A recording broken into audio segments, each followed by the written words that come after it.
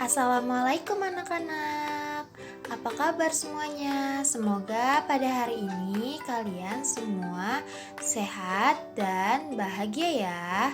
Nah, kali ini kita akan belajar tematik kelas 4 dengan tema 9 yaitu Kayanya Negeriku, subtema 1 yaitu Kekayaan Sumber Energi di Indonesia, pembelajaran ke-1. Nah, langsung saja ya anak-anak, kita mulai belajarnya. Jangan lupa untuk berdoa ya. Anak-anak, pertama-tama coba kalian amati gambar berikut ini. Ya, anak-anak, ini adalah gambar dari rangkaian listrik. Dan mengapa listrik itu bisa sampai ke rumah-rumah kita? Nah, di sini ada beberapa pertanyaan yang akan kita jawab bersama-sama. Nah, apakah air dan listrik termasuk sumber energi? Ya, air dan listrik termasuk sumber energi listrik.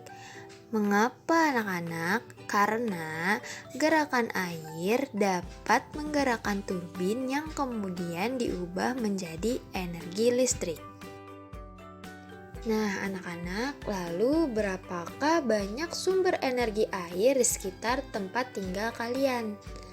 Nah, di sekitar tempat tinggal kita mungkin hanya terdapat satu sumber saja atau ada beberapa. Nah, itu tergantung dari tempat tinggal anak-anak apakah ada sumber energi air lainnya. Anak-anak, perlu kalian ketahui bahwa sumber energi air merupakan energi yang diperoleh dari air yang mengalir. Energi air ini dapat dimanfaatkan dan digunakan dalam wujud energi mekanis maupun energi listrik. Nah, anak-anak, macam-macam sumber energi air. Yang pertama itu ada sungai, ada waduk, ada danau, ada kali, dan ada sumur galian. Oke anak-anak, pertanyaan selanjutnya yaitu seberapa sering kamu menggunakan sumber energi air dan listrik dalam kegiatan sehari-harimu? Nah anak-anak, pastinya kita selalu menggunakan ya, karena hampir semua peralatan rumah tangga yang menggunakan listrik dan kita juga menggunakan air dalam kehidupan sehari-hari.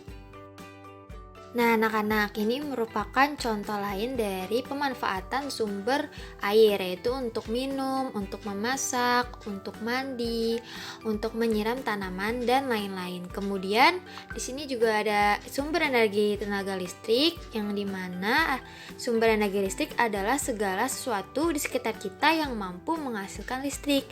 Dari mana listrik berasal? Maka jawabannya adalah bisa didapatkan dari sumber energi batu bara, minyak, matahari, panas bumi, angin, gelombang, dan nuklir. Contohnya itu pemanfaatan dari sumber energi listrik yaitu ada menonton TV, menyetrika baju, kipas angin, mencas HP, dan memasak menggunakan kompor listrik. Nah, anak-anak, seperti yang kita sudah ketahui bahwa energi yang banyak kita gunakan di sekitar kita yaitu salah satunya energi listrik. Nah, sekarang ayo kita cari tahu bagaimana listrik dihasilkan.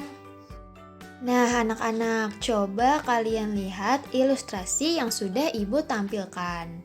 Nah, di sini yaitu ada kincir air atau turbin air. Nah, kincir air ini untuk apa ya? Ayo kita pelajari sama-sama ya, anak-anak. Air dan listrik. Air memiliki manfaat yang sangat besar, yang salah satunya yaitu sebagai pembangkit listrik tenaga air. Nah, kita menggunakan air hendaknya diimbangi dengan kesadaran menjaga sumber air yang ada di bumi. Membuang air itu merupakan perbuatan yang tidak bijak. Air dan listrik menjadi kebutuhan manusia yang tidak bisa digantikan oleh apapun, hingga dari kegiatan pagi hari sampai malam hari pun pasti kita menggunakan sumber energi air dan listrik. Nah, anak-anak, apa fungsi air dalam pembangkit listrik tenaga air itu?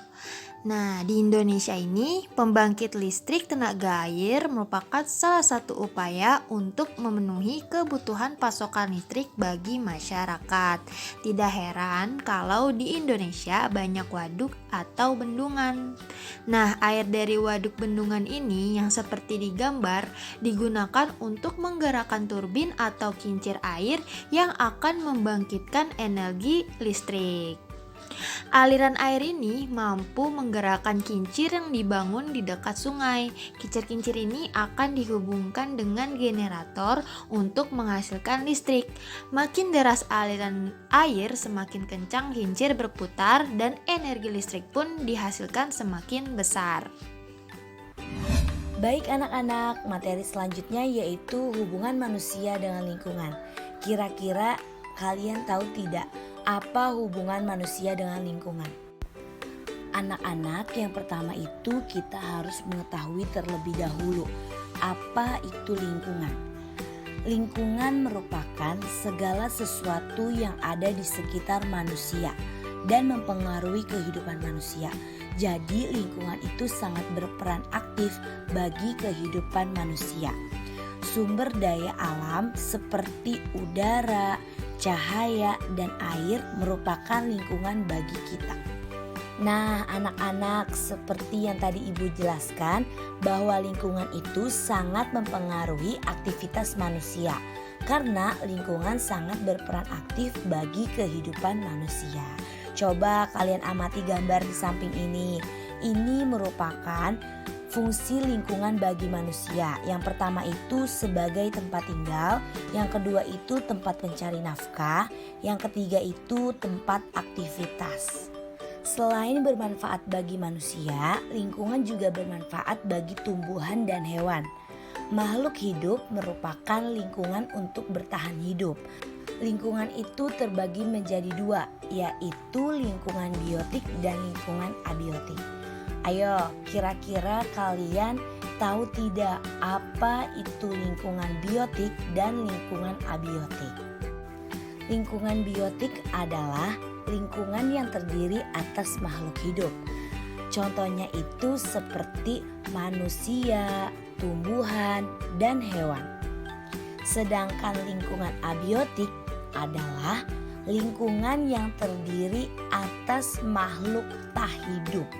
Contohnya seperti tanah, air, udara, dan sinar matahari. Baik anak-anak, diingat lagi ya bahwa lingkungan biotik sama abiotik itu beda. Lingkungan biotik itu lingkungan yang terdiri atas makhluk hidup. Sedangkan lingkungan abiotik adalah lingkungan yang terdiri atas makhluk tak hidup. Setelah kalian memahami jenis-jenis lingkungan, kalian juga harus memahami aktivitas manusia tergantung pada ketersediaan sumber daya alam. Wah, kira-kira ada yang tahu tidak apa itu sumber daya alam? Sumber daya alam adalah segala sesuatu yang berasal dari alam dan dimanfaatkan untuk memenuhi kebutuhan manusia. Sumber daya alam itu terbagi menjadi dua, yaitu menurut lokasinya dan menurut sifatnya. Menurut lokasinya, SDA itu dikelompokkan lagi menjadi dua, yaitu SDA darat dan SDA perairan. Nah, sedangkan menurut sifatnya, SDA dikelompokkan menjadi SDA yang dapat diperbaharui dan yang tidak dapat diperbaharui. Selain itu, sumber daya alam itu dimanfaatkan manusia sebagai kegiatan ekonomi yang dilakukan di masyarakat karena kegiatan ekonomi itu sangat bergantung kepada sumber daya alam. Contohnya seperti, coba anak-anak kalian pahami dari gambar tersebut. Kira-kira masyarakat itu memanfaatkan sumber daya alam sebagai apa kalau di gambar tersebut? Nah, Ini merupakan contoh masyarakat yang memanfaatkan daerah pantai. Biasanya di daerah pantai itu masyarakat bekerja sebagai nelayan dan pantai itu dijadikan sebagai tempat wisata dan sebagai penginapan. Selanjutnya yaitu masyarakat daerah laut. Laut adalah kumpulan air asin dalam jumlah banyak dan luas yang menutupi permukaan bumi. Sumber daya alam yang ada di laut antara lain ikan, mutiara, dan rumput. Kegiatan ekonomi masyarakat di daerah laut contohnya itu seperti nelayan, wisata bahari, dan pengeboran minyak bumi. Selanjutnya yaitu masyarakat daerah sungai. Sungai adalah aliran air yang besar dan terbentuk secara alami.